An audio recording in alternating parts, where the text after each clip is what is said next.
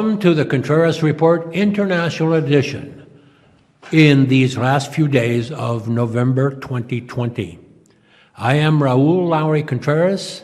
In this international edition of the Contreras Report, I ask and answer this question: is the conflict between Armenia and Azerbaijan religious?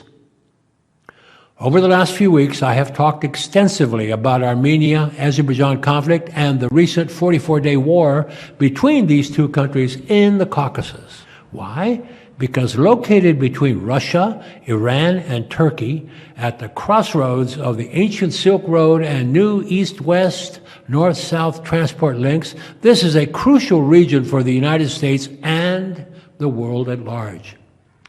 I have tried to explain the background of the conflict in Nagorno-Karabakh, including some nuances that are overlooked by the mainstream media in the West. Today, I would like to talk about another aspect. During the 44-day war, we saw many attempts framing this conflict as a Christian-Muslim war. Such propaganda came primarily from Armenia's Prime Minister, Nikol Pashinyan, who labeled the conflict as a war between Christian and Muslim civilizations. It also came from Armenian lobby organizations and their allies in the United States and Europe.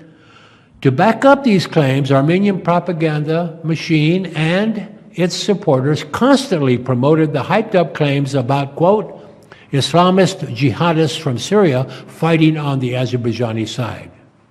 The Armenian side or their friends have not been able to provide a shred of credible evidence buttressing these claims about Syrian mercenaries, except some videos which in the meantime have been identified as staged videos.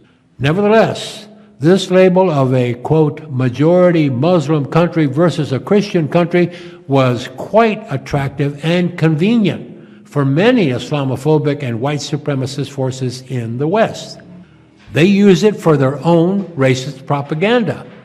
Armenia even went as far as inviting neo-Nazis from Germany to the occupied Karabakh in the middle of the war. Also, French neo-Nazis joined volunteer groups fighting for Armenia.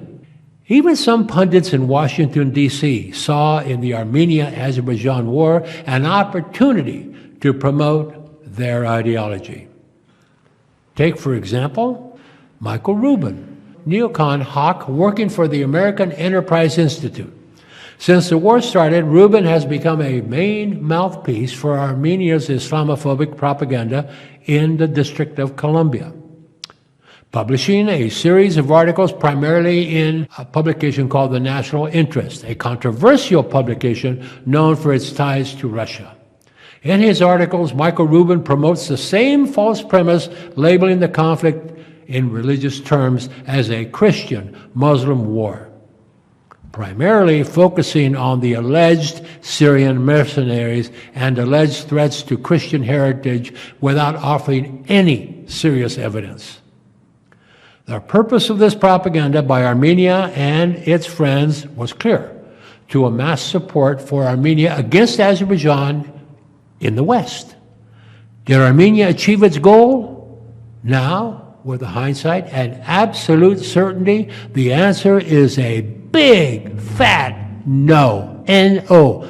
Except for a few neo-Nazi Islamophobic white supremacist racists, no one in the West seriously believes that the Armenia-Azerbaijan conflict is a Christian-Muslim war. On the contrary, Armenia's propaganda has hurt Armenia itself. In its haste to ramp up support from wherever and whomever possible, leaders in the capital of Armenia, Yerevan, seem to have forgotten that labeling the conflict as a religious war would damage Armenia's standing among Muslim nations. Now, in order to minimize the self-inflicted damage, the president of Armenia has been traveling across the Arab nations for the last couple of weeks, assuring them publicly that it is not and has never been a religious conflict. And he is right. The conflict has nothing to do with religion.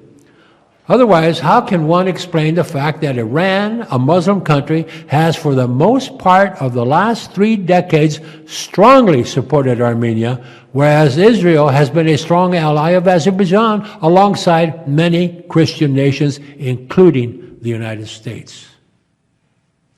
Azerbaijan is known for its secularism. In fact, established in 1918, the Republic of Azerbaijan became the first secular democracy among all Muslim nations. When Azerbaijan granted women the right to vote and run for public office in 1919, as one of the world's very first countries to do so, women in the United States, France, and many other European countries were still struggling to get the same universal suffrage. The history of Christianity in Azerbaijan is as old as the religion itself. The oldest church in the Caucasus was established in Azerbaijan in the 1st century by Bartholomew, one of Jesus' apostles.